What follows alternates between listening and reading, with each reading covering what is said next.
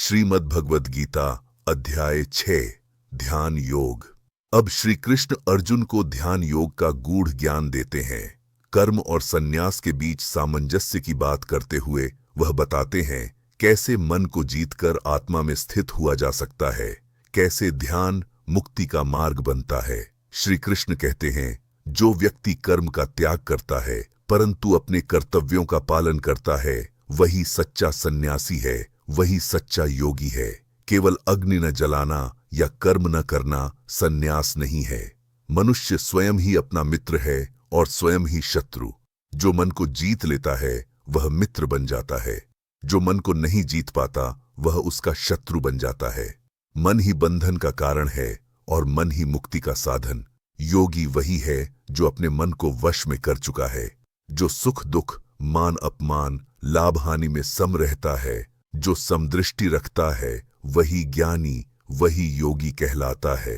योगी एकांत स्थान में जाकर चित्त को स्थिर कर किसी ऊंच नीच रहित आसन पर बैठ जाए, पीठ गर्दन और सिर को सीधा रखे, मन को भटकने न दे, इंद्रियों को वश में करके मन को एकाग्र करे, केवल परमात्मा में स्थित करे। इस प्रकार आत्मा में लीन होकर सदैव संयमित जीवन जीते हुए योगी परम शांति को प्राप्त करता है। योग अति खाने या अति उपवास से नहीं होता, ना ही अति सोने या अति जागरण से। योग उन्हीं के लिए है जो आहार विहार कर्म और निद्रा में संतुलित हैं। जैसे वायु से अडोल दीपक की लौ स्थिर रहती है, वैसे ही एकाग्रचित योगी आत्मा में स्थित होता है। सच्चा ध्यान वही है जहां मन न बाहर भटके न विचारों में उलझे, केवल आत्मा और परमात्मा के बीच मौन संवाद रह जाए। जब ध्यान में स्थित होकर योगी आत्मा का अनुभव करता है, तब उसे जो आनंद प्राप्त होता है वह इंद्रियों से नहीं मिल सकता। वह परम सुख है, नित्य अचल और अमर। जहां जहां चंचल मन भटके वहां वहां से उसे हटाकर बार बार परमात्मा में ही लगाओ। जो योगी सब प्राणियों में मुझे देखता है और सब प्राणियों को मुझ में देखता है, वह मुझे कभी नहीं छोड़ता और मैं उसे नहीं छोड़ता। जो अपने समान ही सभी में सुख दुख को देखता है, वही श्रेष्ठ योगी है। अर्जुन का प्रश्न, श्लोक 27-29। हे कृष्ण, जो साधक साधना करते हुए बीच में ही गिर जाए उसका क्या होता है?